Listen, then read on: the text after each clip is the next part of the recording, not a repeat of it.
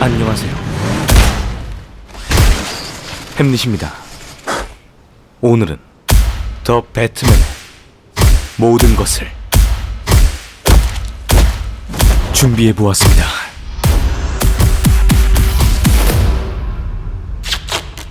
영화 더 배트맨 지금 시작합니다.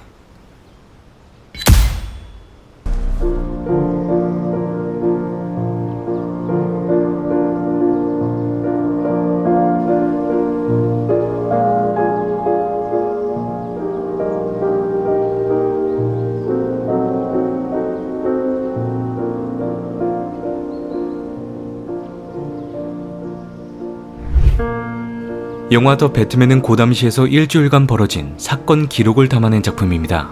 리들러의 살인사건이 벌어진 10월 31일부터 고담시 방파제 폭파가 일어난 11월 6일을 기록한 11월 7일까지 배트맨 브루스 웨인의 시점으로 진행되죠. 오늘 영상은 영화 더 배트맨을 각 날짜별로 살펴보며 영화 장면들을 세부적으로 접근하기 위해 스포일러가 포함되어 있으니 아직 영화를 관람하시지 않으신 분들께선 영화를 관람 후 영상을 시청하시는 것을 권장드립니다. 일단 가장 먼저 10월 31일 할로윈 데이를 맞이한 고담시를 살펴보도록 하죠. 영화 더 배트맨은 거대한 빨간색 제목이 화면을 채우면서부터 시작됩니다. 이것은 바로 영화 좋고 오프닝 크레딧에서 보여줬던 노란색 제목과도 매우 흡사한 형태이죠. 그만큼 영화 더 배트맨 또한 고전적인 매력을 갖춘 작품임을 제목을 통해 각인시키는 장면이기도 합니다. 빨간색 배트맨 제목이 사라지면서 슈베르트의 아베 마리아의 선율이 흐르고 에드워드 내신튼, 리들러의 관음적 시선이 나타나죠. 리들러가 가장 먼저 관찰한 대상은 건물을 지키고 있던 경찰이었습니다. 만약 경찰이 여기서 졸고 있지 않았더라면 리들러가 건물 안에 들어가는 것이 쉽지 않았을 것이죠. 졸고 있는 경찰이 지나 리들러의 시선이 향한 곳은 할로윈 데이를 맞아 새빨간 닌자 코스튬을 차려입은 한 꼬마아이였습니다. 그 꼬마아이의 아버지는 바로 고담시장 돈 미첼 주니어라는 인물이었죠.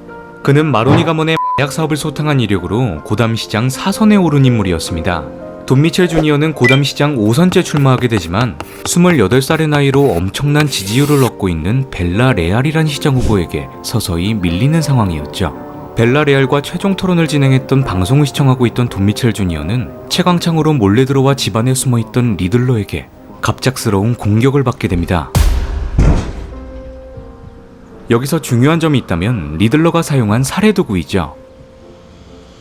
바닥에 깔린 카펫을 마감할 때 쓰이는 터커는 영화 더 배트맨의 사건을 해결할 수 있는 복선으로 등장합니다. 오프닝 장면에 돈 미첼 시장의 머리를 타격한 터커가 강조되면서 고담시 이곳저곳에 설치된 방파제 폭발을 막아낼 수 있었던 중요한 단서였음을 암시하죠. 터커는 일반 사람들에게 굉장히 생소한 도구였기 때문에 그것을 알고 있는 사람들은 굉장히 드물었습니다. Some kind of pry tool? Is it a chisel? 배트맨 또한 마르티네즈 경관이 알려주지 않았더라면 그 도구가 어떤 것을 의미하는지 알아채지 못했을 것이죠. Killing Mitchell with a friggin' carpet tool. Oh, you know, it's a tucker. 그렇게 리들러는 돈 미첼 시장을 살해한 사건 현장에 증거들을 남기기 시작하며 본격적으로 영화가 시작됩니다. 10월 31일 할로윈 데이를 맞이한 고담시의 밤하늘에 배트 시그널이 켜지게 되죠. Thursday, October 31st. The city streets are crowded for the holiday. 비가 추적추적 내리는 할로윈데이 밤거리를 거닐던 브루스 웨인의 감정 상태를 일지로 기록한 듯한 나레이션이 흘러나옵니다. 여기서 가장 중요한 점이 있다면 브루스 웨인의 뒷모습이죠. 바로 배트맨 이어 1에서 이스트엔드 거리를 거닐던 브루스 웨인의 뒷모습과 매우 흡사한 장면이기도 합니다. That guy pushes drops on East End. 이스트엔드는 고담시 외곽 지역에 위치해 있는 유흥이 즐비한 범죄 골목이죠. 브루스 웨인은 배트맨이 되기 이전 고담시에 12년 만에 돌아와 적들의 동태를 살피기 위해 밤길을 나섰던 곳이 바로 이스트엔드이기도 합니다. 부패한 이스트엔드는 브루스 웨인이 생각했던 것보다 더욱더 심각한 상태였고 자신이 빨리 나서야 할 때임을 되새김하는 장소이기도 하죠. This is a reconnaissance mission. Hard to believe it's gotten worse. 이스트엔드가 처음으로 등장한 배트맨 이어 1은 브루스 웨인과 제임스 고든의 시점으로 진행되는 1년 동안의 사건 사고를 담은 작품입니다. 그만큼 초창기 시절 배트맨 오리진 스토리를 담고 있기 때문에 코믹스 입문자들이 읽기 좋은 그래픽 노블 중 하나이죠. 무엇보다 배트맨 이어 1은 사건 일지를 서술하듯 진행되며 브루스 웨인과 제임스 고든이 써내려간 듯한 일기의 형태를 띠고 있습니다. Gotham City. Clean shafts of concrete and snowy rooftops. From here, you can't see the enemy.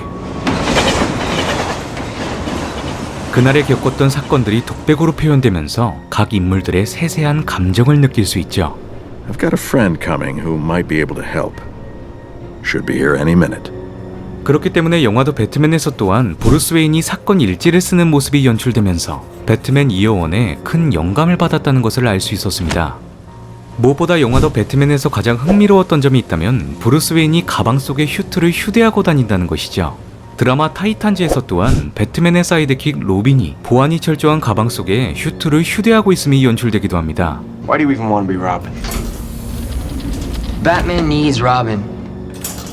영화도 배트맨에서 브루스 웨인은 그보단 평범한 가방 속에 휴트를 휴대하고 다님을 할 수 있죠. 언제 어디서나 휴트를 착용해야 할 상황이 생길 때에는 가면으로 가려지지 않는 눈 주변에 검정색 위장 크림을 바르는 듯한 모습 또한 연출됩니다. 이 모습 또한 배트맨 이어원에서 신분을 숨기기 위해 분장을 했던 브루스 웨인과 굉장히 닮아있기도 하죠. My anonymity is an obvious priority. All it requires is a change of clothing and complexion. 영화도 배트맨이 지금까지 나온 배트맨 영화들과 명확히 다른 점이 있다면 휴트를 착용한 모습이 80% 이상을 차지한다는 것입니다. 그만큼 가면을 벗은 브루스 웨인의 모습보단 가면을 착용한 배트맨의 모습을 더욱더 많이 관찰할 수 있었던 영화였죠. 다시 말해 배트맨으로 활동하기 위한 최적의 시간이 어두운 저녁인 만큼 브루스 웨인은 새벽 늦은 시간까지 자경단 활동을 하게 됩니다. 2 years of nights have turned me into a nocturnal animal.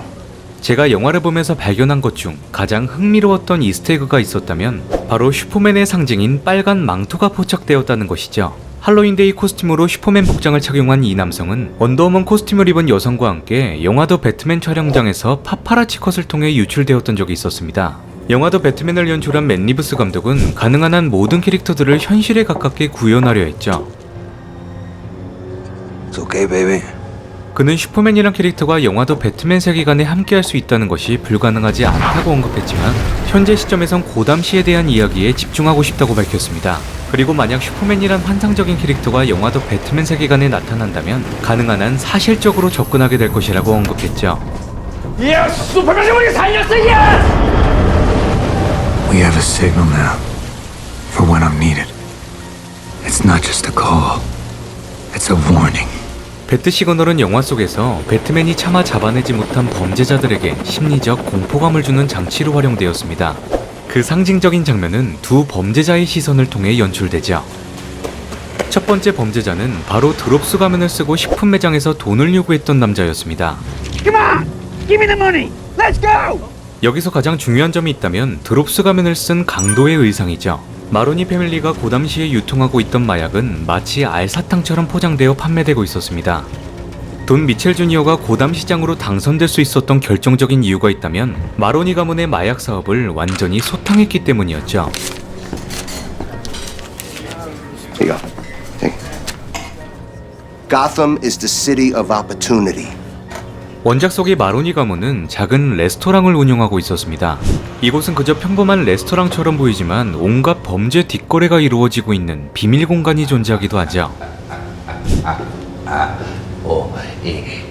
I thought my jokes were bad.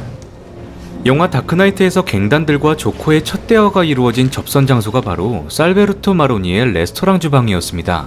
마로니 가문은 레스토랑을 통해 확실하고 안정적인 범죄 공급책을 마련해왔던 것이죠. 그만큼 살베르토 마로니의 마약 사업을 소탕하기 위해선 명확한 증거가 필요했던 것입니다.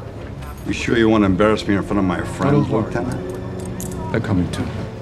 바로 돈 밀첼 주니어가 살베르토 마로니의 마약 사업을 소탕하기 위해 세부적인 정보를 제공해준 밀고자를 찾아내는 것이 영화 더 배트맨의 중요한 스토리라인인 것이죠. What the hell is this? We ratted out Salvatore Maroni. His drops operation. I ain't no rat! 이 남자가 쓰고 있는 초록색 알사탕 가면의 의미는 돈 미첼 시장이 소탕했던 마로니 패밀리의 마약 사업이 정상적으로 운용되고 있음을 암시하는 장면이었던 것입니다. Biggest drug bust in GCPD history was a fraud.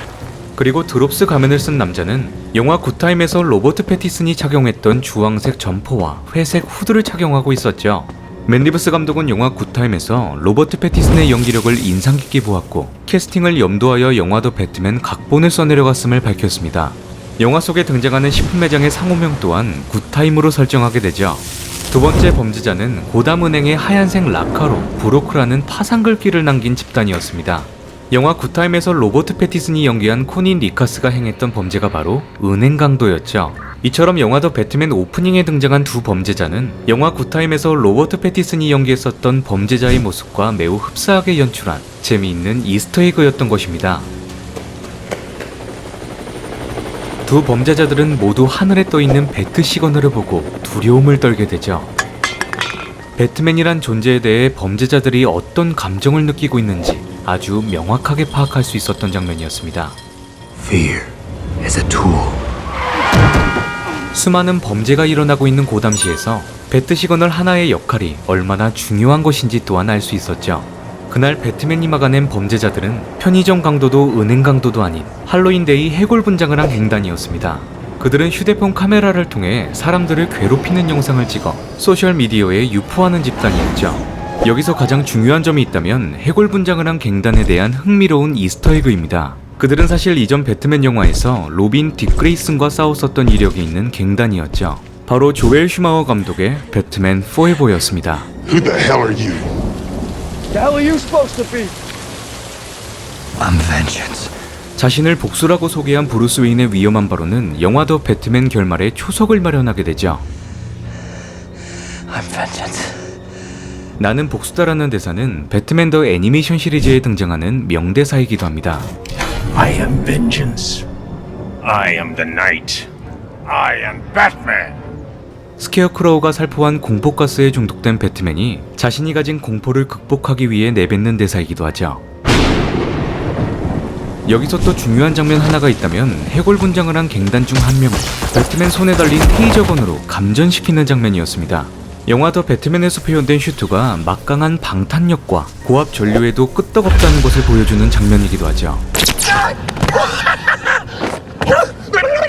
갱단에 들어온 지 얼마 안 된 신입은 자신을 뚫어지게 바라보는 배트맨 앞에서 도망치게 되는데 그는 바로 드라마 타이탄즈에서 3대 로빈 팀 드레이크를 연기한 배우이기도 합니다. 타이탄즈에서 표현된 팀 드레이크는 배트맨을 동경하는 인물로 그려지며 일대 로빈이자 배트맨으로부터 독립하여 나이트윙으로 활동하게 된 딕 그레이슨에게 본격적으로 훈련을 받게 된 인물이기도 하죠. My name is Tim Drake. You tried to kill my family. That's for Gotham, bitch. 그렇게 갱단들을 쓰러뜨린 배트맨은 자신을 찾는 신호의 부름을 따라가게 됩니다. 여기까지가 10월 31일 할로윈데이에 배트맨이 활동했던 내용이었죠. 자, 이제부터 돈 미첼 시장의 시체가 발견된 11월 1일에 대한 이야기를 자세히 풀어보도록 하겠습니다. 제임스 고든은 수많은 고담 경찰들 사이로 돈 미첼 시장이 살해된 사건 현장에 배트맨을 초대하게 되죠. 여기서 중요한 점이 있다면 배트맨과 제임스 고든은 지금까지 비공식적으로 협력해왔던 관계임을 알 수 있습니다. 돈 미첼 시장의 싸늘한 사체 앞에 서게 된 배트맨은 사건의 단서를 추적하기 위해 살해 현장 이곳저곳을 관찰하죠. Most of it's from his hand. 가장 먼저 돈 미첼 시장은 엄지손가락이 절단되어 있었고 주변에는 반상출혈이 일어나 있었습니다. 한마디로 돈 미첼 시장이 숨이 붙어 있었을 때 신체가 훼손되었다는 뜻이죠. He was alive when it was cut off. Ecchymosis. Around the wound. 리들러가 수수께끼를 진행함에 있어 사체의 신체를 훼손하고 숨긴다는 것은 증거를 한번 찾아보라는 메시지가 담겨있기도 합니다. 훼손된 신체의 일부를 발견하게 된다면 리들러 게임의 다음 스테이지로 넘어갈 수 있는 것이죠. Why are you doing this? Because it's fun. 다음으론 돈 미첼 시장 얼굴에 감싸여진 테이프 위 글귀와 사체 앞에 놓여진 편지 한 통을 살펴보도록 하죠. 리들러가 남긴 편지는 배트맨이 직접 수신하기를 바라고 있었습니다. Haven't a clue? Let's play a game, just me and you. Any of this mean anything to you? 편지 속에 적혀진 첫 번째 글귀는 리들러의 수수께끼였습니다. 바로 거짓말쟁이가 죽은 이유가 뭘까에 대한 질문이었죠. 두 번째로 적혀진 글귀는 배트맨을 향해 쓰여진 리들러의 편지였습니다. 이 글귀를 통해 리들러가 배트맨에게 무언가를 원하고 있음과 리들러의 게임을 통해 단 하나의 목적지로 향할 수 있다는 메시지가 담겨 있기도 하죠. 마지막 글귀는 거짓말쟁이가 죽은 이유가 뭘까에 대한 질문의 답이 암호화되어 적혀져 있었습니다. He lies still. What does a liar do when he's dead? He lies still. 굉장히 복잡해 보이는 암호처럼 보이지만 간단하게 생각해보면 풀기 쉬운 문제입니다. 가장 먼저 편지에 적혀져 있는 암호의 마지막 부분이 쌍자음으로 구성되어 있죠. What's the most common double consonant in the English language? Consonant? The double L. Double L. 그렇다면 L이라는 알파벳 하나를 통해 답을 풀어나갈 수 있는 구간이 생기게 됩니다. 무엇보다 중요한 것은 리들러가 남긴 힌트들이 사건 현장 이곳저곳에 배치되어 있다는 것이죠. What does a liar do when he's dead? 살해 현장에서 리들러가 가장 많이 남겨놓은 단어인 라이즈를 대입해보면 어느 정도의 윤곽이 나타나는데 이제부터 중요한 점은 출제자의 의도를 파악해야 한다는 것입니다. And what's the one word that we know that he'll use in here at least once? Kill. 다음 스테이지로 넘어갈 수 있는 수수께끼를 남긴 리들러에게 킬이라는 단어보단 스틸이 조금 더 적합한 단어이죠. 돈미첼 시장 얼굴에 감싸여진 테이프 위 글귀에는 No more lies라고 쓰여져 있었습니다. 이 문장 자체가 돈미첼 시장을 염두한 글귀라면 히라는 주어가 붙게 되고 리들러의 암호가 풀리게 됩니다. 리들러의 첫 번째 수수께끼를 풀어낸 배트맨은 피로 얼룩진 한 꼬마아이의 발자국을 발견하게 되죠. Kid found him. 바로 할로윈 데이를 맞아 빨간색 닌자 코스튬을 입었었던 돈미첼 시장의 아들이었습니다. 배트맨 브루스 웨인은 아버지를 잃은 꼬마아이를 아무 말 없이 바라보게 되죠. 여기서 중요한 점이 있다면 브루스 웨인은 언젠가 한 아이를 입양하게 될 것이라는 것입니다. 바로 배트맨의 사이드킥으로 활동하게 될 로빈 딕 그레이슨이죠. 드라마 타이탄즈에서 표현된 배트맨 브루스 웨인은 시간이 흘러 로빈이란 존재에 집착하는 인물로 그려집니다. Who are these kids? Potential recruits. You want to do to them what you did to me? Fuck them up in the head, or even worse, get them killed like Jason? 처음에는 연민으로 다가가 고아를 거뒀지만 서서히 그들이 브루스 웨인과 함께하게 되면서 통제할 수 없는 무기가 되어가는 것이죠.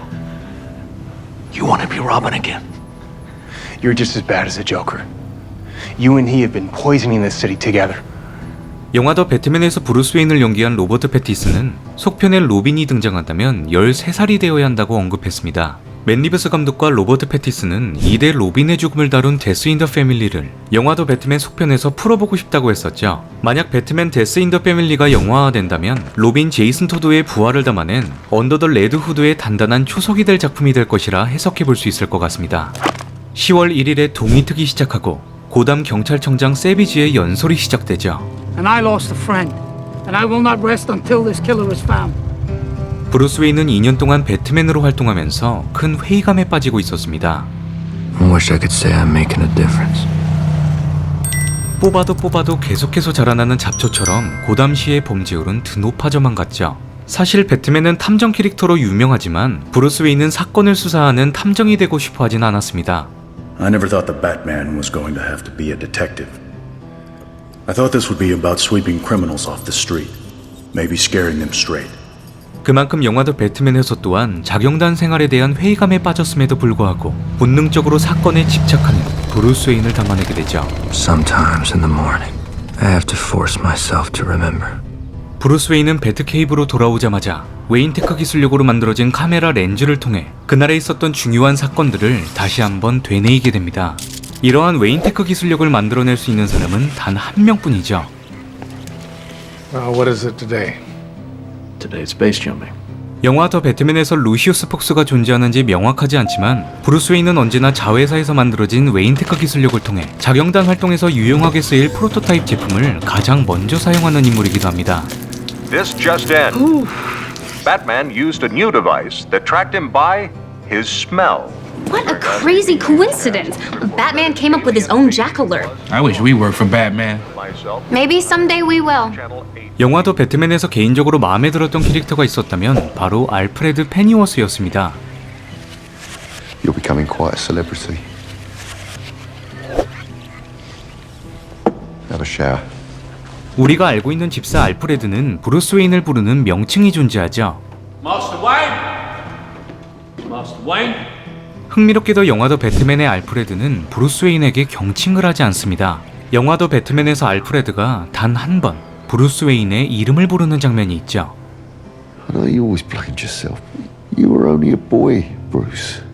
이처럼 영화 더 배트맨에서 표현된 알프레드 페니워스는 가장 현실적이고 현대적인 배트맨의 기원을 다룬 어스원에서 큰 영감을 받은 캐릭터로 보여집니다. 제프 존스가 써내려가고 게리 프랭크가 그려낸 배트맨 어스원은 영화 속에서 다뤄진 인물관계와 배경 설정, 수많은 대사들이 참고되기도 하였죠. 그만큼 어떤 코믹스 원작보다도 배트맨 어스원이란 작품을 읽어보신다면 영화 더 배트맨에서 놓쳤던 중요한 포인트들을 찾아내실 수 있을 겁니다. 배트맨 어스원에서 표현된 알프레드 페니워스는 어쩔 수 없이 브루스 웨인의 법적 보호자가 되었죠. 웨인 부부는 자신들에게 무슨 일이 생길 경우 브루스 웨인을 책임질 법적 보호자로 알프레드를 선택했던 것이었습니다. 무엇보다 중요한 점이 있다면 배트맨 어스원 속 브루스 웨인은 알프레드가 자신을 보호한다는 것을 전혀 마음에 들어하지 않았죠. Why is he writing to you? I don't know yet. 이번 영상에서는 배트맨 어스원의 느낌을 살려 알프레드의 모든 대사들을 반말로 번역을 진행하겠습니다. Have a shower. Stop. You're not my father.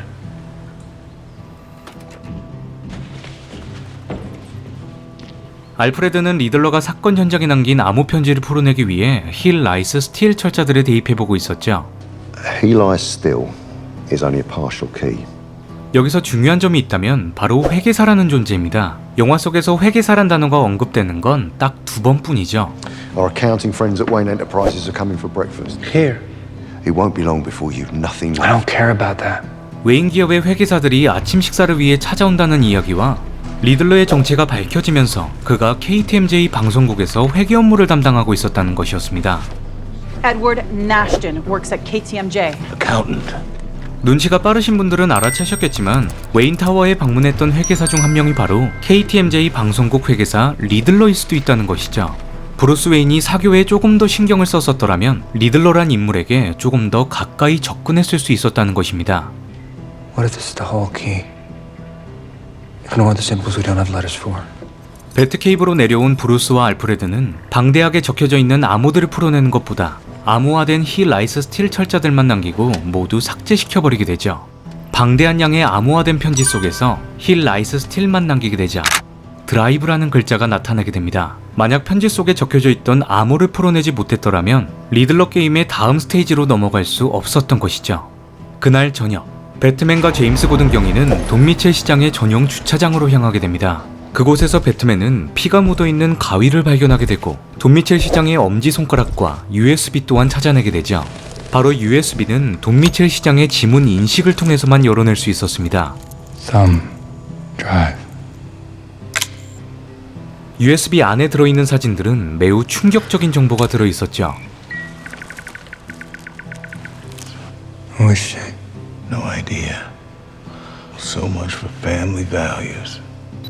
바로 애처가로 유명한 돈 미첼 고담 전 시장의 불륜 사진이었습니다. 돈 미첼 시장의 옆에 있는 여성은 펭귄이란 별명을 가진 오즈왈드 코블팟의 클럽 아이스버글 라운지의 접대부 아니카 코솔로프였죠. Shit. The drive. 바로 그때 USB가 연결된 제임스 고든의 노트북 이메일 주소로 고담 방송국 신문사에 돈 미첼 시장의 불륜이 담긴 사진이 전송되어져 버리고 맙니다. Jesus. 배트맨이 오직 할 수 있는 건 출입문이 딱 하나뿐인 고담 항구에 있는 아이스버글 라운지를 정면 돌파하는 방법밖에 없었죠. 펭귄 오즈와드 코블팟은 작품에 따라 설정이 다르게 표현되지만 한 가지 공통점이 있다면 엄청난 고생 끝에 정상까지 올라온 사업가라는 것입니다. 그러한 면을 가장 잘 표현한 작품이 있었다면 드라마 고담이라고 생각하죠. 드라마 고담에서 표현된 펭귄은 그가 어떤 방법을 통해 정상의 자리까지 올라가게 되었는지 집요하게 파고든 작품입니다. 오즈왈드 코블팟은 특이한 이목구비와 한쪽 발을 저는 모습 때문에 펭귄이라는 별명을 가지게 되죠. Goddamn rat. You're always just a gimp. 그는 무엇보다도 펭귄이라는 별명보다 오즈왈드 코블팟이란 자신의 이름으로 불려주길 원했습니다. I am Oswald Cobblepot. 그러기 위해선 본인의 사업을 통해 큰 성공을 이루어야만 했죠. 여기서 가장 중요한 점이 있다면 오스왈드 코블팟이 차지하지 못하는 권력의 공간이 줄어들고 줄어들수록 그동안 자신이 모셔왔던 권력자들보다 더욱더 거대해지려고 한다는 것입니다. 그 욕망은 오스왈드 코블팟을 거대하고 뚱뚱한 몸집으로 만들었고, 펼쳐진 우산과 길쭉한 모자를 통해 자신의 모습을 더욱더 커 보이게 함으로써 나폴레옹 컴플렉스를 서서히 키워나가는 캐릭터인 것이죠. 오스왈드는 결국 자신만의 왕국인 아이스버그 라운지라는 클럽을 운영하게 되면서 점차 자리를 잡아가게 됩니다. 그렇다면 리들러는 보안이 상엄한 아이스버그 라운지에 방문한 주요 인사들의 사진을 어떻게 찍었던 것일까요? 영화 더 배트맨 후반부 리들러가 살고 있던 아파트는 아이스버그 라운지 바로 앞에 위치해 있었습니다. 무엇보다 중요한 점은 영화 속에서 리들러가 많이 나오지 않았다고 느끼셨겠지만 그는 주인공들 주변에서 늘 그들을 관찰하고 있었죠. 가장 먼저 리들러 에드워드 내신튼이 체포된 장소는 아이스버그 라운지 앞에 있던 커피숍이었습니다. 영화 속에서 아이스버그 라운지가 나올 때마다 리들러가 체포된 커피숍이 매번 등장하게 되죠. 일종의 영화 속에 숨겨져 있던 힌트들이었던 것입니다. 그리고 리들러는 아이스버그 라운지 위쪽에서 사진을 찍고 있었다는 것을 알 수 있었죠. 아이스버그 라운지와 리들러가 살고 있던 아파트가 담겨진 영화 장면을 살펴보면 왼쪽 상단 불이 켜진 방에서 하나의 실루엣을 발견하실 수 있습니다. 이를 확대하여 살펴보면 리들러가 아이스버그 라운지를 계속해서 감시하는 모습이 담겨져 있죠. 이처럼 리들러의 관음적인 시선은 영화 내내 지속되어졌던 것입니다. 아이스버그 라운지를 찾아간 배트맨은 보초를 서고 있던 쌍둥이를 만나게 되죠.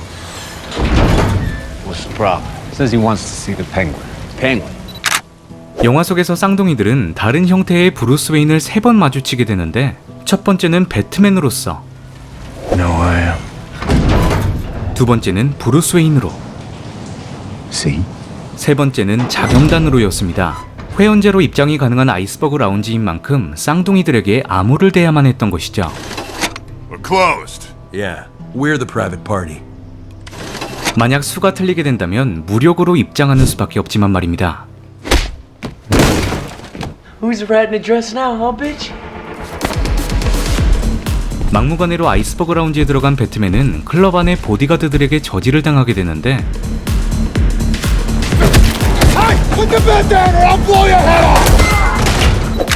그에게 코가 부러진 이 남자는 마약 단속반 켄지라는 인물이었죠. 바로 그때 아수라장 속에서 배트맨을 막아낸 인물은 바로 펭귄이었습니다. Whoa! Take it easy, sweetheart. I'm Oz. 배트맨은 펭귄의 개인 사무실에서 셀리나 카일이란 여성을 만나게 되죠. 게다가 그녀가 신고 있던 롱부츠 또한 사진 속에 나와 있는 것과 동일한 것이었습니다. 배트맨은 답을 계속해서 회피하는 펭귄보다 셀리나 카일의 뒤를 밟기로 결심하게 되죠. Why don't you ask Mitchell's wife? Maybe she knows. What? Too soon?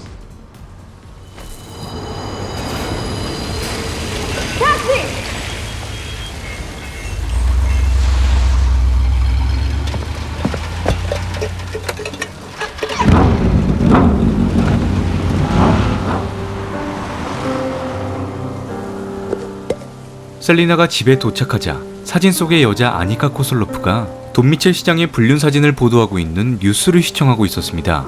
여기서 중요한 점이 있다면 아니카 코슬로프는 셀리나 카일과 동거를 하고 있었다는 것이죠. 캐드먼을 연기한 조 크라비츠는 셀리나 카일이 아니카 코슬로프와 룸메이트 이상의 관계일 것이라고 언급했습니다. 원래 셀리나 카일은 다른 여성과도 동거를 했었죠. 바로 홀리 로빈슨이라는 여성입니다. You spent the last of our money on that? Sometimes, Holly, you have to spend money to make money. 배트맨 이어원에서 처음 등장한 홀리 로빈슨은 브루스 웨인과 셀리나 카일의 운명적인 만남을 제공한 인물이기도 하죠. Stupid little bitch! You're doing it all wrong! 여기서 주목해야 할 점은 브루스 웨인이 셀리나 카일의 모든 행동을 지켜보고 있다는 것인데, 이것은 영화 속에 등장하는 리들러와 같이 관음적인 시선을 가지고 있다는 해석이 나오기도 하지만, 저는 배트맨 이어원에서 브루스 웨인과 셀리나 카일의 시점이 바뀐 것으로 해석했습니다. Selena, what are you doing? Watching some idiot trying to get himself killed. 이스트엔드에서 셀리나 카일이 브루스 웨인과 함께 있는 홀리 로빈슨을 감시하고 있었기 때문이죠. 바로 크리스토퍼 놀란 감독의 다크나이트 라이즈에서 셀리나 카일과 동거를 하던 여인이 바로 홀리 로빈슨이었던 것입니다. 무엇보다 이스트엔드 매춘부라는 설정을 가진 셀리나 카일은 배트맨 이어원에서 캐드먼 역사의 길이 남을 사파가 탄생하게 되는데, 영화도 배트맨 후반부에 셀리나 카일이 입고 있었던 가죽 코르셋은 배트맨 이어원의 의상과 동일한 의상이죠. 게다가 배트맨 이어원에서 셀리나 카일은 평범한 매춘부가 아니라 도미나트릭스였습니다. 도미나트릭스를 간단히 설명해드리자면 가학적으로 대하는 것을 좋아하는 고객들의 취향에 맞게 성적 쾌감을 주는 직업이죠. Stay mother. Stay mother. 캐트우먼이라는 캐릭터 자체가 도미나트릭스들이 즐겨 입는 가죽 코르셋과 채찍을 사용하는 이유 또한 거기에 있었던 것입니다. 브루스 웨인은 캐트우먼 복장으로 갈아입은 셀리나 카이를 주시하게 되고 그녀는 돈 미첼 시장의 아파트로 향하게 되죠. 셀리나가 돈 미첼 시장의 집으로 향하게 된 이유는 그의 집에 있는 아니카의 여권을 훔쳐내기 위함이었습니다. 배트맨과 캐트우먼은 모두 아니카 코솔로프의 사건 때문에 싸우게 되죠. 배트맨 이어원에서 셀리나 카일은 자신이 보호하던 홀리 로빈슨을 길거리 싸움에서 지켜내기 위해 이스트엔드에 정찰을 나온 브루스 웨인과 격투를 벌이는 장면과 매우 흡사한 형태입니다. You got the wrong idea, okay? I didn't kill anybody. I'm here for my friend. 배트맨은 아니카 코솔로프와 대화를 나누기 위해 셀리나와 잠시 동맹을 맺게 되죠.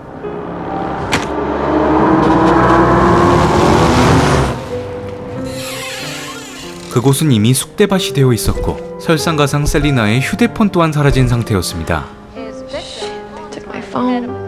바로 그 순간 두 번째 살인사건의 피해자 세비지 경찰청장이 체육관에서 사망한 채 발견되죠. 게다가 그가 죽어가는 과정까지 온라인으로 생중계가 되고 맙니다. 세비지 경찰청장의 죽음으로 영화 더 배트맨의 시간대는 11월 2일을 맞이하게 되죠. Holy shit, I seen that guy too. 44 below. 11월 2일 새벽, 배트맨은 세비지 경찰청장이 잠들어 있는 시체 안치실을 찾아가게 됩니다. 세비지의 사망 원인은 바로 쥐를 죽일 때 쓰이는 비소가 치사량 주입되어졌기 때문이었습니다. 여기서 중요한 점이 있다면 세비지 경찰청장은 마약 중독자였다는 것이죠. 세비지가 사망하자마자 온라인으로 한 장의 사진이 유포되었는데 그것은 바로 이스트엔드 마약상과 거래를 하고 있는 세비지의 모습이었습니다. 리들러는 마약에 중독된 세비지에게 쥐약을 주입하여 비소 중독을 일으킨 것이죠. What kind of demented son of a bitch does this to a person? 세비지 경찰청장이 사체로 발견될 당시 머리에 씌워져 있던 플라스틱 상자 안에는 리들러의 암호가 적혀져 있었습니다. 그것을 풀이해보면 유아 엘 라타 알 라다라는 스페인 글귀였죠. I'm afraid his Spanish is to you are el rata elada. 사실 그 문장에는 엘 라타 알 라다가 아니라 스페인 간사가 붙여진 라 라타 알 라다가 올바른 표현이었던 것입니다. It's like the worst Spanish I ever heard. It's la rata. 바로 리들러가 비꼬아 놓은 문제의 URL이 인터넷 주소창을 의미하는 URL이었던 것이죠. 그것은 바로 리들러가 수수께끼에 즐겨 쓰는 언어 유희였던 것입니다. You could start by using proper grammar. A period at the end of a sentence is a sin. Find the two things missing from me. M.E. medical examiner. 두 번째로 리들러는 배트맨에게 또다시 편지를 남기게 됐는데 그 내용은 바로 미로 안에 들어가서 쥐를 찾아내고 빛으로 끌고 나오면 자신을 찾을 수 있다는 메시지가 담겨져 있었죠. 자, 이제 이 시점에서 영화 더 배트맨의 삭제 장면을 알아봐야 합니다. 고담 시장 선거를 앞둔 상황에서 주요 인사들인 돈 미첼과 세비지가 사망하게 되고 배트맨은 연쇄살인마 리들러의 범죄 성향을 파악하기 위해 또 다른 연쇄살인마 조커를 찾아가게 됩니다. 여기서 가장 중요한 점이 있다면 배트맨이 조커를 아캄 정신병원에 가둔 지 1년째 되는 날이라는 것이죠. First anniversary games, paper. You think I could offer this stuff, don't you? 조커와 대화를 나누기 위해 아캄 정신병원을 찾아간 배트맨은 사건의 단서에 대한 정보를 얻는 것도 중요하지만 연쇄살인마 조커와의 치명적인 관계를 언제든지 끝내고 싶어 한다는 것입니다. I've been thinking lately about you. You and me. I need to know for when that time comes. 그럼에도 불구하고 배트맨이 조커를 찾아가는 것은 범죄에 대한 다양한 견해를 듣고 사건을 해결하는 경우도 있기 때문이죠. You look good. Been working out? That he has horrible taste. 영화 더 배트맨에서 표현된 조커는 리들러의 연쇄살인에 대한 사건 파일을 보고 범인의 성격과 성장 배경, 범행 동기에 대해서 아주 자세히 유추해내게 됩니다. 실제로 영화 더 배트맨에서 표현된 조커와 같이 범죄자가 다른 범죄자의 성향을 파악하여 경찰 수사에 협조하는 경우도 있었죠. 바로 미국에서 가장 유명한 연쇄살인마 테드 번디가 대표적입니다. 테드 번디는 자신이 지금까지 저질렀던 연쇄살인에 대한 경험을 토대로 다른 연쇄살인 사건에 대한 자신의 견해를 밝히게 됐는데, 놀랍게도 테드 번디가 유추한 그대로 범인의 성격과 성장 배경, 범행 동기까지 정확히 일치했던 것이죠. 조커는 배트맨이 건넨 리들러의 사건 파일을 굉장히 흥미로워했습니다. 리들러는 보석을 훔치거나 살인을 목적으로 범죄를 저지르는 타입이 아니죠. 범죄의 과정을 즐기는 과학적 변태인 것입니다.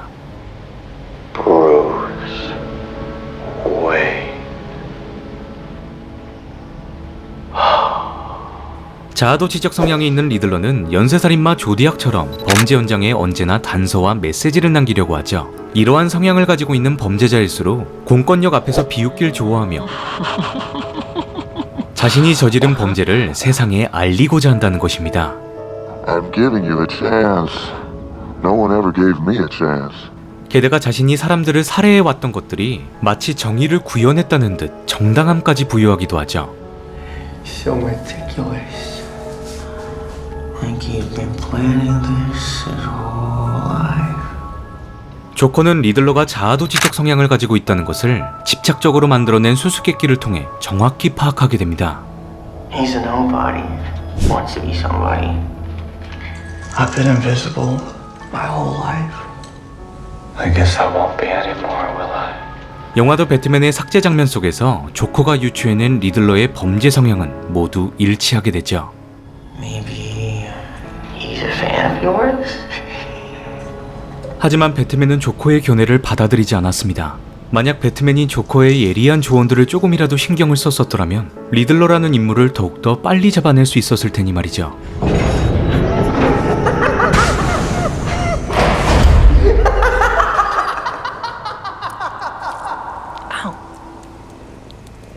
I don't know about these things. 그날 저녁, 배트맨은 셀리나 카일을 만나게 됩니다.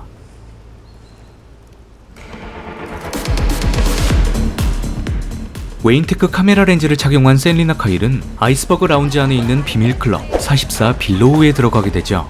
마피아들과 주요 인사들만이 입장 가능한 44 빌로우를 지키고 있는 인물은 바로 11월 1일 배트맨에게 코가 부러진 마약 단속반 켄지였습니다. Kenzie. William. He's an off-duty cop. 44 빌로우에는 고담시의 주요 인사들이 모여 있었죠. 그 중에 배트맨 눈에 띈 인물은 검사 길 콜슨이었습니다. 셀리나 카일은 길 콜슨의 제안으로 자리에 합석하게 되는데 그곳에는 고담 검찰청 주요 관계자들이 모여 있었죠. 길 콜슨은 리들러가 알고 있는 비밀을 굉장히 두려워했습니다. I mean, this Riddler, he's going after the most powerful people in the city. He knows so much. Ask him about the rat. Hey, what's this about a rat? We have big-time information on Salvador Maroni. That's how we got him out of the drops business. Does anybody want a drink?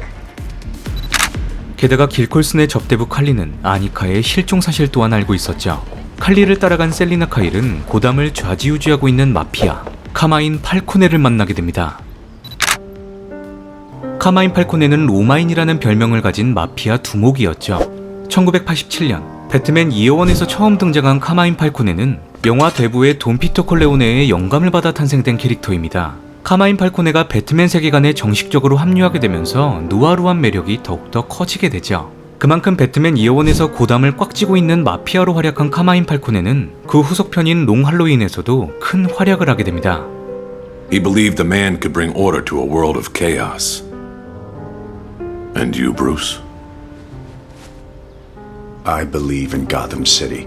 나는 고담을 믿는다라는 대사는 영화 대부의 오프닝을 장식한 명대사이기도 하죠. I believe in America.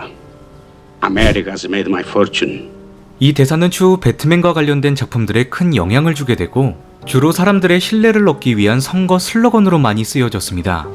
The guy from those god-awful campaign commercials. I believe in Harvey Dent. And you know what? I believe in Harvey Dent. 영화 더 배트맨에서 이 대사는 토마스 웨인의 선거 슬로건으로 사용되기도 합니다. I believe in Gotham. I believe in its promise.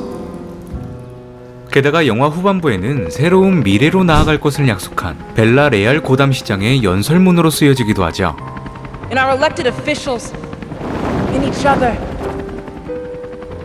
Together, we will learn to believe in Gotham again. 로마 제국이라고 불리는 팔코네 패밀리의 대부 카마인은 가문의 명예를 중시하는 인물인 만큼 그의 가족사에 대한 이야기는 굉장히 중요한 요소로 자리 잡고 있죠. Godfather, I'm so sorry to hear about your nephew.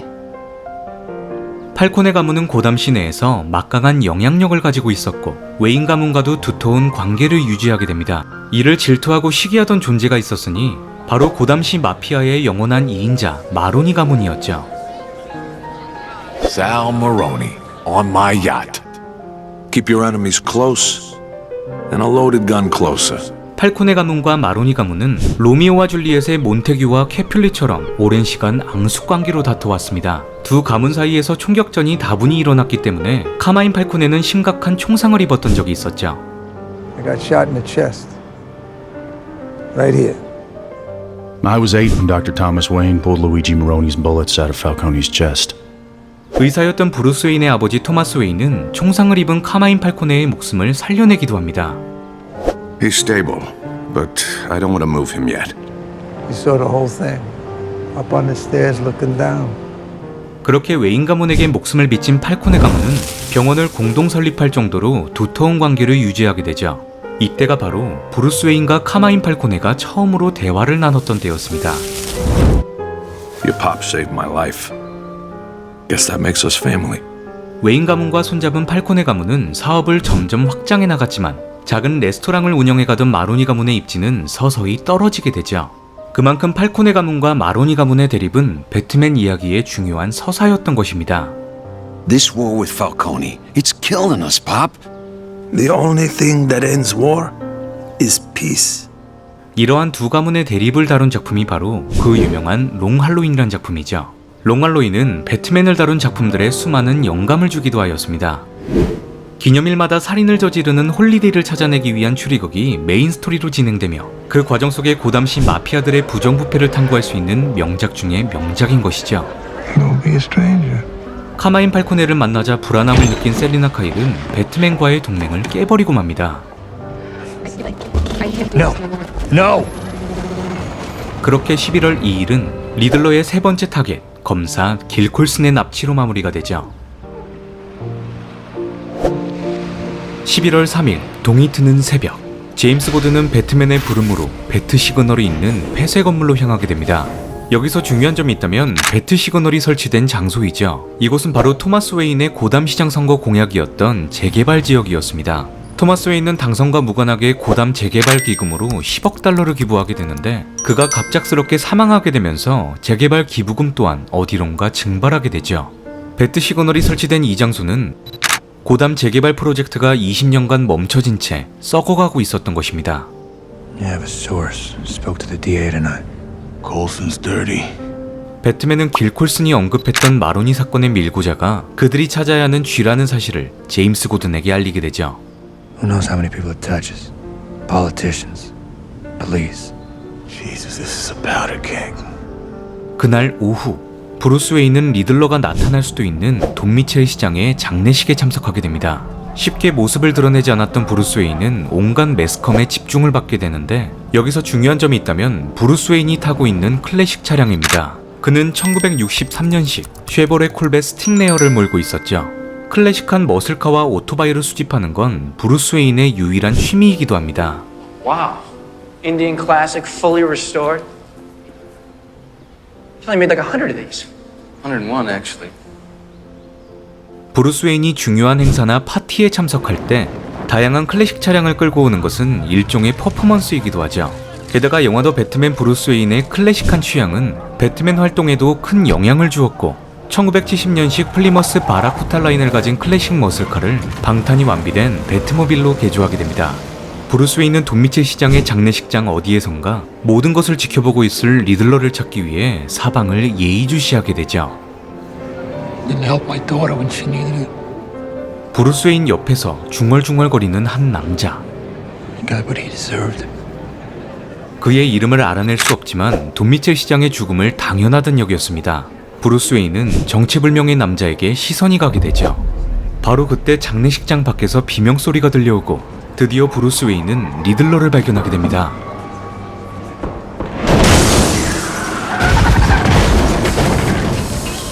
장례식장을 아수라장으로 만든 사람은 바로 리들러에게 납치된 길 콜슨 검사였죠.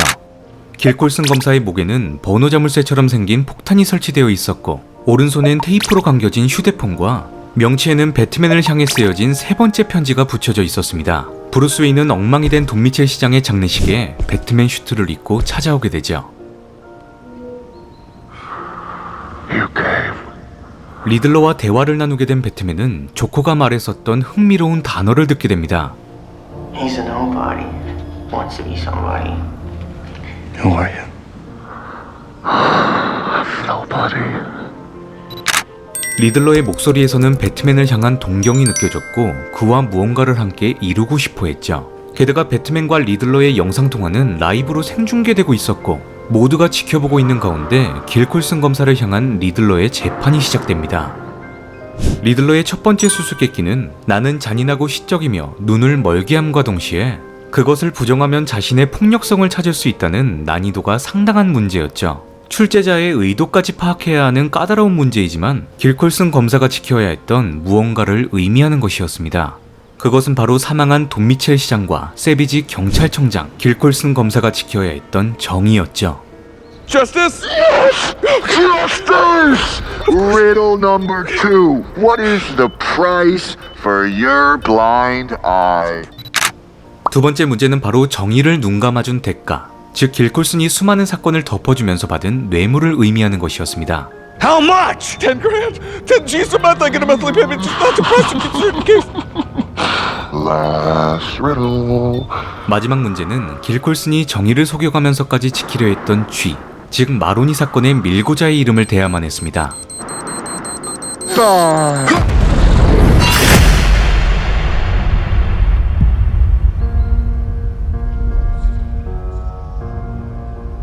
정신을 잃은 배트맨은 고담 경찰국에서 깨어나게 되죠. 배트맨은 자신의 가면을 벗기려는 고담 경찰과 몸싸움을 벌이게 되고 제임스 고든에겐 배트맨과 이야기를 나눌 2분이란 시간이 주어지게 됩니다.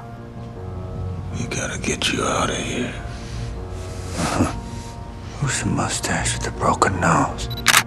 배트맨은 대화 도중 아이스버그 라운지에서 일하고 있던 마약 단속반 켄지를 발견하게 되죠. 부패 경찰이 고담 경찰국에까지 퍼진 상태라면 제임스 고든을 제외한 모든 경찰들은 믿을 수 없는 상황이었습니다. 제임스 고든의 도움으로 취조실을 빠져나온 배트맨은 건물 옥상으로 향하게 되죠. 여기서 중요한 점이 있다면 영화 더 배트맨 브루스 웨인은 자경단으로 활동한 초창기 시절을 다루고 있기 때문에 굉장히 미숙한 모습 또한 다뤄진다는 것입니다. 이와 마찬가지로 초창기 배트맨 시절을 다룬 배트맨 이어 1에선 자신을 아마추어로도 칭하기까지 하죠. Amateur. Lucky amateur.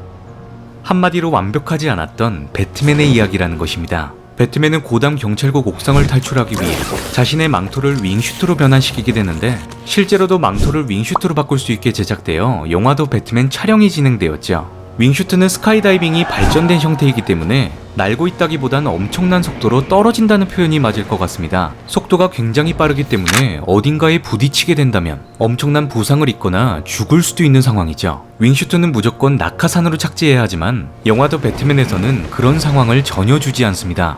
기차와 버스가 배트맨의 진입을 막고 있는 극한의 상황을 제시하죠. 잘못했다간 정말 죽을 수 있는 상황이었습니다.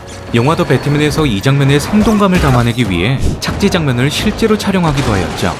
그렇게 11월 3일은 고담 경찰국에서 배트맨이 탈출하게 되며 또 하루가 마무리됩니다.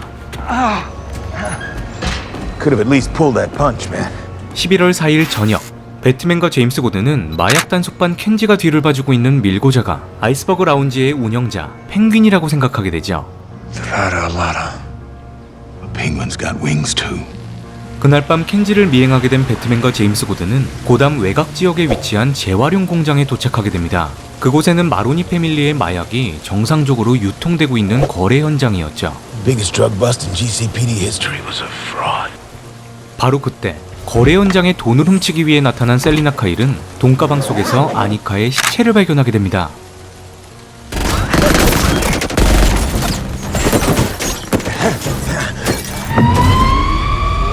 만약 이 장면의 사운드를 극장에서 들어보지 못했다면 유감이라는 표현을 하고 싶습니다. 그만큼 위압감 있는 배트모빌의 사운드에 압도당하는 순간이었죠.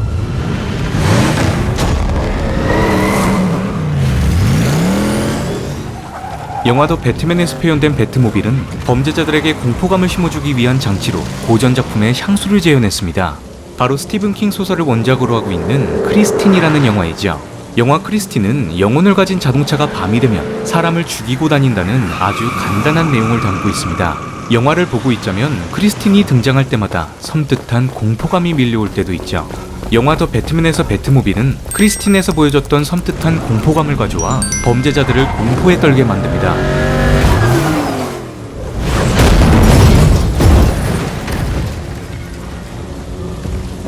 그렇게 펭귄은 거꾸로 매달린 박쥐처럼 걸어오는 배트맨에게 붙잡히게 되죠. You will rata, Lara. It's La Rata. 펭귄을 신문하게 된 배트맨과 제임스 고든은 리들러의 수수께끼 유아 엘 라타 알 라다의 진정한 의미를 깨닫게 됩니다. You are L. 라타 알라다를 주소창에 입력하자 배트맨은 리들러와 직접적인 대화를 나눌 수 있었죠. 리들러는 큰 그림을 놓치고 있는 배트맨에게 다음 희생자에 대한 힌트를 제공하게 됩니다. 리들러가 낸 수수께끼의 내용은 씨앗에서 태어나 잡초만큼 강하며 저택에서 왔는지 빈민가에서 왔는지 모를 나는 누굴까라는 질문이었죠. 일반적인 사람들은 이것이 무엇을 의미하는지 전혀 알아차리지 못할 겁니다. 바로 배트맨 브루스 웨인만이 맞출 수 있는 것. He's an orphan.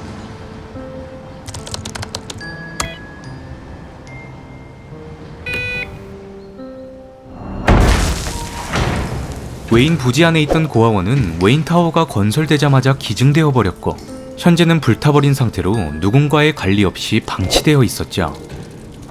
I believe in God. I believe in its promise. 불타버린 고아원에는 20년 전 방송된 토마스 웨인 선거 유세 장면이 상영되고 있었습니다. 불타버린 방 안의 벽에는 아버지의 죄라는 문구가 적혀져 있었죠. 아버지의 악을 자여손 3, 4대까지 보응하리라. 출애굽기 34절 7절을 의미하는 글귀였습니다. Shall be visited upon the sun. 바로 자신이 리들러의 네 번째 타깃이었다는 사실을 알게 된 브루스 웨인은 질주하게 되죠.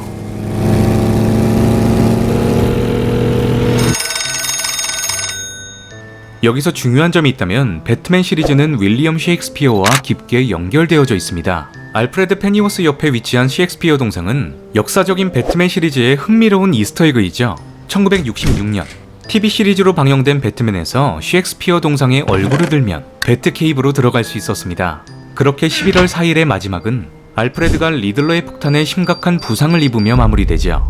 11월 5일 아침 브루스 웨인은 리들러에게 네 번째 편지를 받게 됩니다. 바로 지옥에서 보자는 아주 간단한 메시지였죠. 리들러에게 지옥을 의미하는 건 바로 아캄 정신병원이었습니다. I told you I'd see you in hell. 배트맨은 모든 사건을 재조합하여 핵심적인 원인을 찾아내기로 결심했죠. 바로 자신의 아버지 토마스 웨인과 관련된 재개발 프로젝트를 조사하는 것이었습니다. 그 순간 브루스 웨인은 셀리나 카일로부터 연락을 받게 되죠. Selena? Can you see me? Where can we go? 그날 오후 배트 시그널이 있는 건물로 셀리나 카일을 초대한 배트맨은 하나의 제안을 받게 됩니다. 셀리나 카일은 아니카를 죽인 범인을 찾아 복수를 도와줄 것을 부탁하게 되죠. How close did you have to get? 하지만 배트맨의 관심은 오직 셀리나 카일이 카마인 팔코네와 무슨 관계냐였습니다. 셀리나 카일은 배트맨 이어원에서부터 카마인 팔코네에게 집착적으로 다가가게 되죠. Maybe I'll give the Roman a little scratch before I steal it. Won't think it's Batman if I give him a scratch. 여기서 중요한 점이 있다면 영화 더 배트맨에서 카마인 팔코네는 셀리나 카일의 손톱으로 뺨에 상처를 입게 되는데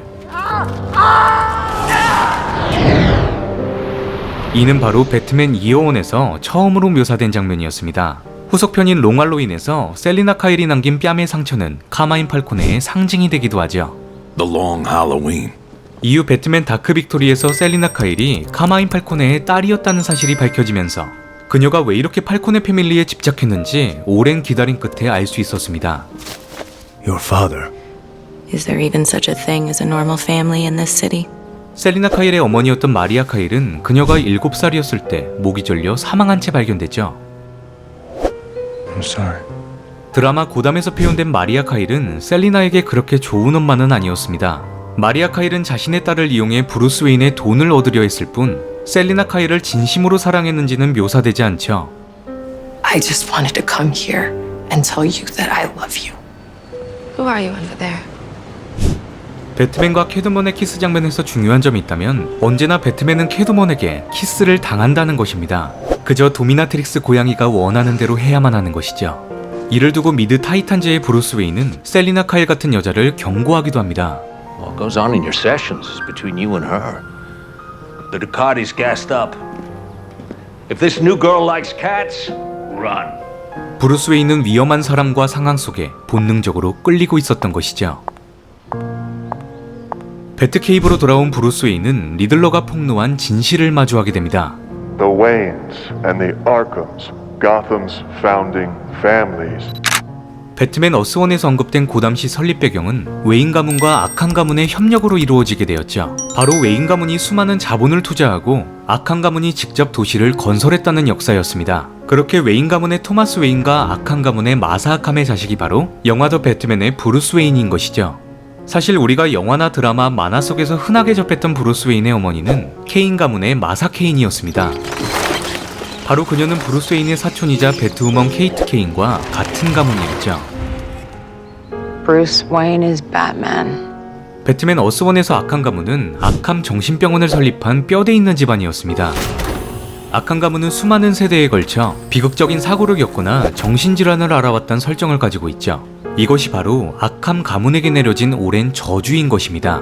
그렇기에 브루스 웨인 또한 아칸 가문과 깊게 연결되어져 있기 때문에 가족을 잃은 비극적인 사고가 일어났던 것이죠. 결과적으로 아칸 가문의 피비린내 나는 저주가 뿌리내린 곳이 바로 아캄 정신병원인 것입니다. 영화 더 배트맨에서 마사 아캄 또한 정신병을 알아왔고 이를 세상에 폭로한 기자는 마로니 패밀리에게 돈을 받고 있었던 에드워드 엘리엇이란 인물이었죠. 엘리엇이란 이름은 배트맨 허쉬에서 처음 등장하기도 하였습니다. Hush, Batman. 바로 브루스 웨인의 절친이자 외과 의사인 토마스 엘리엇이죠. Bruce, I will always be your friend. 영화 더 배트맨에서 언급된 기자 에드워드 엘리엇은 원작 속에서 토마스 엘리엇의 증조부로 언급되었습니다. For the sins of your father. 토마스 웨인은 시장 선거에 영향을 줄 수 있는 에드워드 엘리엇의 폭로로 인해 잠시 이성을 잃게 되죠. 그는 자신에게 목숨을 빚었던 마피아 카마인 팔코네에게 찾아갔던 것입니다. 그날 저녁 브루스 웨인은 카마인 팔코네에게 진실을 듣기 위해 아이스버그 라운지로 향하게 되죠. What? That reporter business. Did you kill him? For my father? 카마인 팔코네는 리들러가 폭로한 대로 기자 에드워드 엘리엇을 살해했다고 밝히게 됩니다. 하지만 브루스 웨인은 더욱더 충격적인 이야기를 듣게 되죠. A lowlife. It was on Maroni's payroll. 바로 마로니 패밀리는 토마스 웨인이 고담 시장으로 당선되는 것을 막기 위해 무엇이든 해왔다는 것이었습니다. You say Salvatore Maroni got my father killed? I'm just saying it sure looked that way to me. 그렇게 11월 5일이 지나 11월 6일이 찾아오게 되죠. 지금까지 브루스 웨인이 믿어왔던 모든 것들이 흔들리는 순간이었습니다. 하지만 브루스 웨인은 자신을 지금까지 돌봐왔던 알프레드에게 또 다른 이야기를 듣게 되죠. Why didn't you tell me all this? He was protecting your mother. 토마스 웨인은 정치적 야심 때문이 아니라 그저 자신의 가족을 지키기 위해 잠시 잘못된 선택을 했던 것이었습니다. 팔코네가 기자 에드워드 엘리엇을 죽였던 건 웨인 가문의 약점을 잡기 위함이었던 것이죠. 토마스 웨인은 모든 것을 경찰에게 자백하려던 그날 밤 비극적인 사고가 일어났던 것입니다. That night, your father and your mother were killed. 여기서 중요한 점이 있다면 영화도 배트맨에선 웨인 부부를 살해한 인물이 정확히 누구인지 밝혀지지 않았죠. 토마스를 시기했던 마로니의 짓일 수도 있고 기자의 죽음의 진실을 밝히려는 토마스를 막기 위한 팔콘의 짓일 수도 있습니다. 또한 우연히 거리에서 강도를 만나 살해되었을 수 있죠. 무엇보다 중요한 것은 그날 밤 브루스 웨인의 두려움이 시작되었다는 것입니다. 브루스 웨인이 진정으로 두려워했던 건 부모님을 쏴 죽인 범죄자도 자신을 위협하는 박쥐도 아닌 또다시 누군가를 잃을 수 있다는 그 두려움이었죠. I know you always blamed yourself. You were only a boy, Bruce. 바로 그 순간 배트 시그널이 고담의 하늘에서 배트맨을 찾고 있었습니다. 사실 배트 시그널을 킨 것은 제임스 고든이 아니라 셀리나 카일이었죠. I'm telling you, goddammit, she called me. 그녀는 아니카를 죽인 진범을 찾기 위해 켄지를 미행했고 잃어버렸던 자신의 휴대폰을 발견하게 됩니다. 아니카가 살해된 그날 밤에 음성 녹음 파일까지 들어있었죠. 아니카를 목을 졸라 죽인 범인은 바로 마론이 마약 사건의 밀고자 카마인 팔코네였던 것입니다. 셀리나 카일은 자신의 어머니의 목을 졸라 죽인 범인 또한 카마인 팔코네였다는 사실을 깨닫게 됐는데 I got 9 of them. 바로 이 대사는 배트맨 리턴즈의 캐드먼이 말했던 목숨과 같은 개수였습니다. You're the second man who killed me this week, but I've got 7 lives left. 만약 밀고자인 그가 진짜 죽게 된다면 리들러를 찾아낼 수 없었죠. 배트맨은 셀리나 카일을 막기 위해 아이스버그 라운지로 향하게 되고 제임스 고든은 아니카를 살해한 카마인 팔코네의 음성 녹음본을 방송국에 넘기게 됩니다. Hey, Dad. I'm Maria Kyle's kid. 여기서 중요한 점이 있다면 배트맨 2호원에서 배트맨이 카마인 팔코네의 저택에 찾아갔을 때 전류를 모두 차단하게 되죠. You've eaten Gotham's wealth. Its spirit.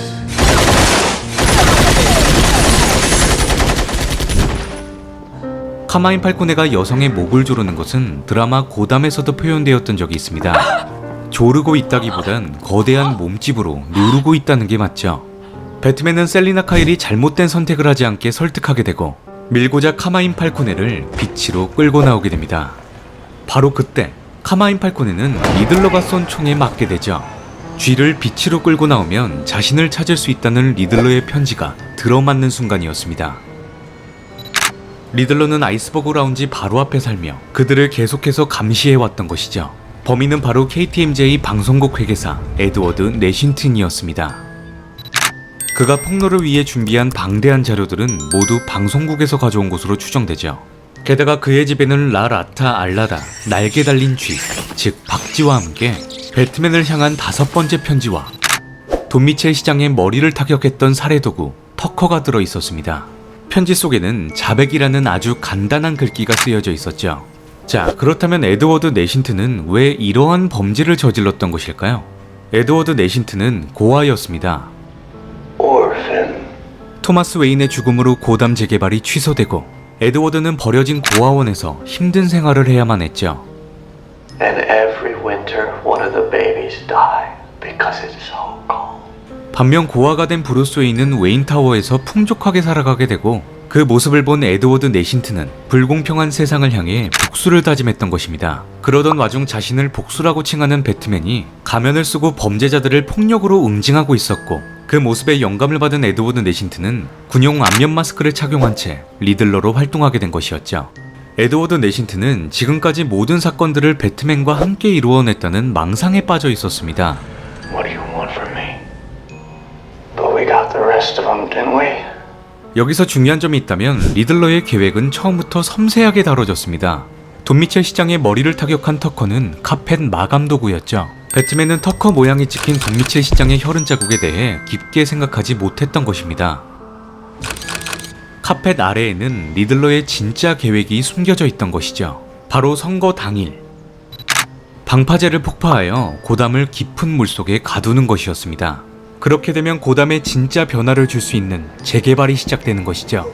리들러가 진행하는 생방송의 팔로워들은 당선자 벨라 레아를 목표로 고담 스퀘어 가든에서 암살을 계획하게 됩니다. 여기서 중요한 점이 있다면 배트맨이 막아낸 리들러 팔로워의 정체이죠. Who the hell are you? I'm vengeance. 배트맨처럼 자신을 복수라고 칭했던 팔로워는 돈 미첼 시장의 장례식에서 브루스 웨인과 눈이 마주쳤던 그 남자였습니다. 배트맨은 무언가 잘못되었다고 생각했죠. 복수만으로는 고담을 변화시킬 수 없다는 것을 말입니다. 그는 복수가 아닌 그 이상의 존재가 되어야 함을 깨닫게 되죠. 세상이 필요로 하는 것은 바로 희망이라는 것을.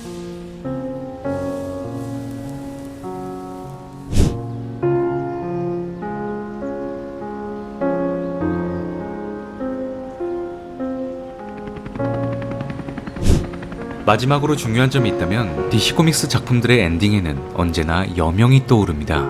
그 여명의 빛들은 희망을 상징하며 힘겨운 세상 속에 계속해서 나아갈 수 있다는 믿음을 주게 되죠. 영화 더 배트맨은 한 남자가 어둠 속에서 한 줄기의 빛을 찾아가는 영화였습니다.